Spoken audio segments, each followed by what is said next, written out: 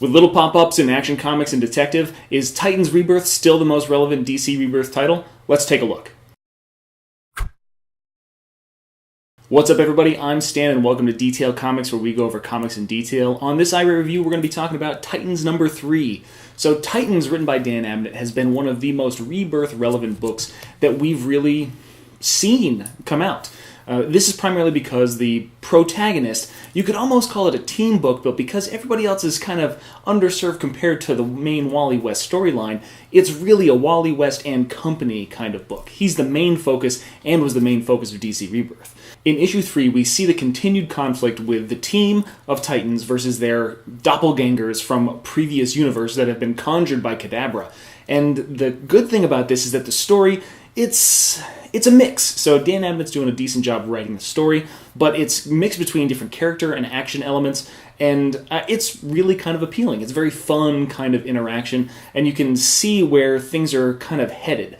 The real thing about the story, though, that you're looking for in this particular book is how these events relate to DC Rebirth, and that's what we get from Kadabra. So Kadabra has conjured these people, these doppelgangers of the previous universe, to really test and see where those Titans are. And what we find out is that he wholly believes that he was the one that stole all this time from Wally West and cast him out of the DC universe.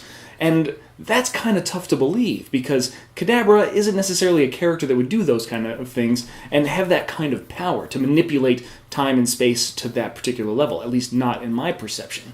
And what we run into is that there's still an indication that he keeps referring to a him. So, as he's a future character, and the fact that he's currently in the past, there's possibly some new event that is occurring right now that he knows about. So, he refers to breaking history, breaking time, him who has manipulated a time stream, and then there's these little Easter eggs, like, oh, when we were in the fight, I must have broken my nose because there's this little red blood on my watch. They're not saying those kind of things that, yes, this is Dr. Manhattan, yes, this is Ozymandias. They're not going to blow their wad that quick. They're going to hold a little bit back for the future. So the story is still very DC Rebirth relevant because it's still primarily focusing on Wally West, but it's not quite the source of crumbs and clues that we would really hope it would be. As for the art's very good. I like the way that Wally West is drawn, and overall the characters have great different representations, though I wish they would get rid of that stupid baseball cap on Arsenal. I just can't deal with it. There's much better ways to do this kind of character, but you can't win them all. Overall, I'd say that Titans is a book that I'm going to continue to stick with just because it's given me enough to go on, and I find the Wally West storyline really compelling.